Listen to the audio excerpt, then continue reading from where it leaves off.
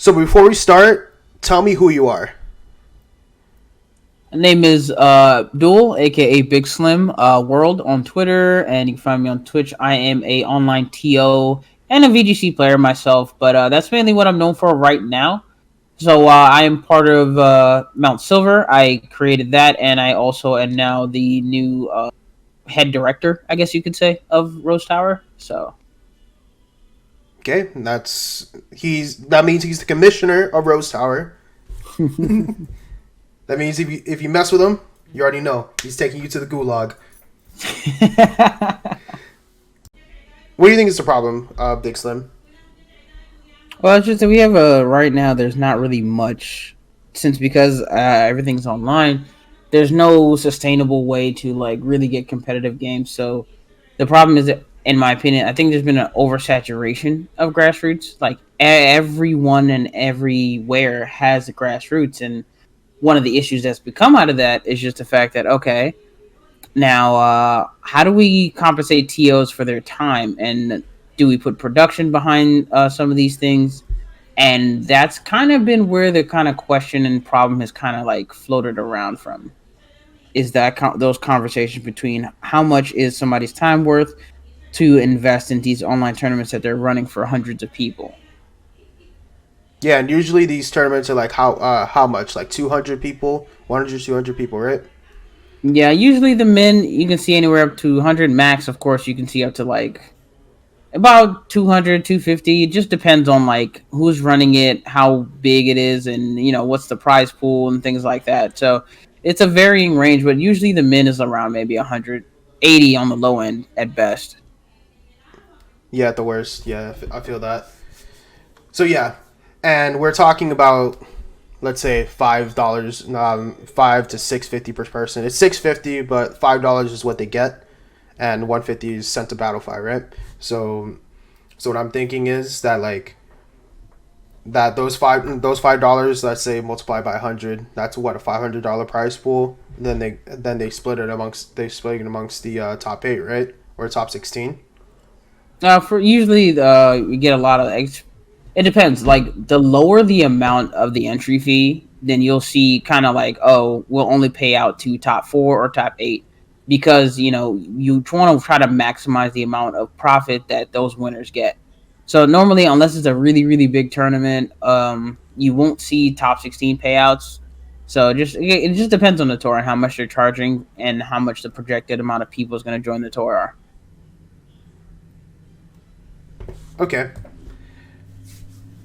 So as far so I figure there's more problems with grassroots tournaments, but a lot of people nowadays are just going out there and say, "Hey, look, I'm running a free grassroots tournament. You have to pay, but I'm not going to get anything, so you guys are getting everything as far as the prize pool. Come on and join." Throughout the video, I'm going to be putting references like this so you guys can follow along. My time isn't worth anything. All I want is exposure. What do you think about that? Well, I think it's like that. That's another actually one of the issues because like it feeds into the narrative of people who are just like, oh, do TLs really need to get paid that much, or do they need to get paid at all? So people who run tournaments like that, it feeds into that narrative where they're just like, okay, well, I'll just go over here and do X, Y, and Z, while people who are trying to establish actual circuits and trying to create a standard for where staff and production and TOs should be paid, it kind of hurts them because it just makes them look like, oh, well, they're just looking for a cash grab for themselves. Like, I don't know if I want to do that where I could just go over here and just potentially get all my money, and at least all the money goes to the prize pool. I'm like, well, that's a problem because that you're just gaslighting the other tours and you're creating an imbalance where it's like, for all these people that have worked hard for you running these circuits while COVID has been going on, it's very disrespectful to spin that narrative to just get people to your tournaments. So, and the people who think that way are kind of the issue as well.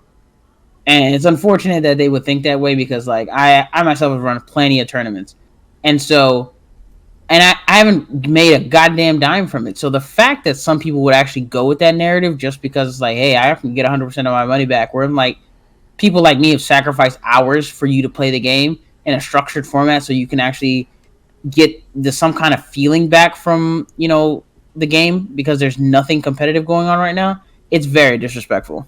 Yeah. I compare it to like a movement, right?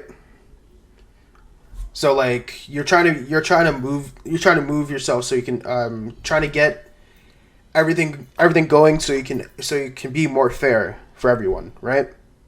Fair for the hosting party and fair for the joining party. But somebody come out of nowhere is like, no, I like the things the way they are. I want all the players to have all the power, not the TOs. Fuck the TOs. Like I think it's just cringe and unfair. Like why subject people to that? You know what I mean?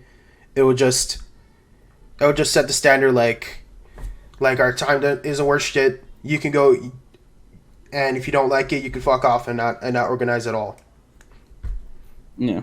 It's a really weird state because, like, I think one of the issues is a lot of people are just so used to, like, grassroots just being small and there's no kind of machine behind it or anything. You get what I'm saying? Mm-hmm. Whereas, like, a lot of the, like, 90% of grassroots don't have any production. It's just literally just, hey, I can play in the store and there's nothing else that happens. You won't see a stream. You won't see graphics. You won't see anything. It's just like, hey, come join. And if they do graphics, it's something minimal that anybody can like make on any computer. It's Mm-hmm. nothing fancy. It's nothing. They don't put a lot behind it. It's just the bare minimum where it's like, hey, you can win some money and have a good time. That's it. But no grassroots are really trying to create and establish something. That, Mm-hmm. like, let's say the X9 tour was trying to do or Rose Tower is trying to do. There's a Yeah. couple of them out here now that are trying to do that, but the thing is, Yeah, the like, circuit of this the Galler circuit, it's a Spanish tournament. Anyone can join, yeah, but I've seen as that. yeah, that tournament in of itself was good. It was probably one of the more well organized tournaments. It was under Victory Road's wing, because Victory Road is usually Yeah. like if Well, it's not Victory. doing See, a the thing is worldwide with Victory tournament. Road, though. Yeah, Victory Road is just like they're kind of a they're probably the only grassroots scene or tour that I can say they are a machine. They have the backing, they have the resources, they have pretty much everything they need, and they have the trust of the community. Whereas like Rose Tower, like Yeah, Rose Tower. Yeah. when I first ran Rose Tower, right, we had to build that from scratch, and we have it now. But like the thing is, to take it to the next level, it still needs to be something behind it, a production behind it, a production to the point of where, like, if you see it, you run the stream and all that, you will be like, okay, this is legit. There's other people trying to do that, like Pokemon Competitive actually is going to start up. I saw a trailer they dropped for January. They're going to start a circuit in January. I don't know what their situation is like because I know some LATAM circuits have been kind of like, hey, you pay one time and you can play in all our tournaments, or you can just pay to enter like one or two of our other tournaments, something like that. Mm-hmm. But like I think the misconception of a lot of these people who are against or just kind of like, I don't know if I want to pay that and why do you need to pay so much. I think they misunderstand thinking Pokemon can make you money. Grassroots can't make you money. There's not enough. Do you like just crunching numbers alone? Just I was doing it yesterday. The amount of money tours ran by Rose Tower, Mm-hmm. I would need to probably triple that to even break even. There's no money to be made that these people are thinking of. So when people came for Joe and I pretty much for the X9 tournament, it really just baffled my mind because I'm like, they think it's a scam. I'm like, what scam? You can't make money off of this. So I understand we're not really making any money off of grassroots tournaments, mostly because like a lot of people just do it for the love and don't expect any monetary payback, right? But at the same Yeah. time, like you're investing how much, like 6-7 hours of your time. Sure, it gets easier the more rounds that come by and the more drops that come by depending on how the tournament's structured, right? But at the same time, you got to think about it to yourself, like, do you really want do you will you really have a clear head knowing that the TOs are getting paid nothing when in premier challenges and mid-season showdowns last year in 2019, 18, 17, 16, 15 and 14, none of that was happening. They got they paid the venue. They had to pay for prize structure, and they got little to no payment too. Like it's still unfair to the eye as well. You know. Yeah. Just it's just a thing. I think a lot of people just kind of forget. Well, out of sight, out of mind, because like they Mm-hmm. like you kind of get in your head that okay, if I'm going to an MSS or PC, right, it's justified because like I have to go to a place that they have to like use their space. The TO has to take their time, and I'm doing it for championship points, which lead for me trying to get to worlds or whatnot or whatever. So they theorize it in their head like it makes sense, but like even though you're just doing it from home for VGC, it's still like the same thing. The same thing. Like sure, there's no place involved, but the person who's organizing that still has to take their time to do that. They have to sacrifice 8 to 10 hours of their day to do that. Like the only thing that's just missing is that the fact that there's no championship points, but there is potentially a prize pool there. And even some of these tours, like Latam just had a tour at Mm-hmm. 292 people, hosted by Iron Nemesis and his friends over there, Bigger than any and other tournament in 200. 2019, by the Yeah, way. yeah, it was free. There was a free to entry tour, and it was 290. But it took that amount of time. They did that with no competition involved because there's an end game. So like I Mm-hmm. think for them they have like a qualifying system to get to another one. So if you win that, you can go to their tournament that actually will have money. But still, Mm-hmm. it's the same thing. That person had to take that amount of time. Now, whether they chose to want to be compensated for it or not, I guess that's their choice. But you should feel obligated. Like you know what? If they were to ask for some kind of compensation, that should be okay with you. Yeah, because like you got to remember it's best of three Swiss. So best of three is like what a lot of the games are gonna be a lot of the games are gonna be like 45 to 60 minutes as far as like all three games, right?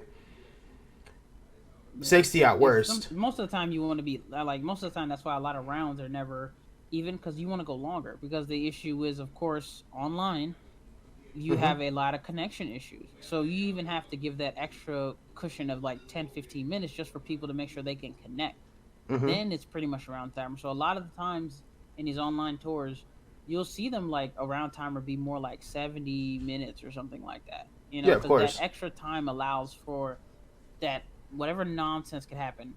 Not only a person not showing up, but they're not connecting. Any kind of nonsense in between that amount of Yeah, time can kind of give a cushion for it. yeah, you get a cushion and you don't have to, and the CEO doesn't have to worry as much about like games not being finished. Like, oh, why is the game not finished? Why is this not finished? Like calm down. It's not that serious, you know. Online shit's always gonna happen. As far as like the tournament, as far as like the connection issues and the tournaments go, you know, everything's gonna be online because of COVID. Now, what I'm thinking about for these next couple of tournaments, I think the default should be $10 for entry. I think so. I think that's fair.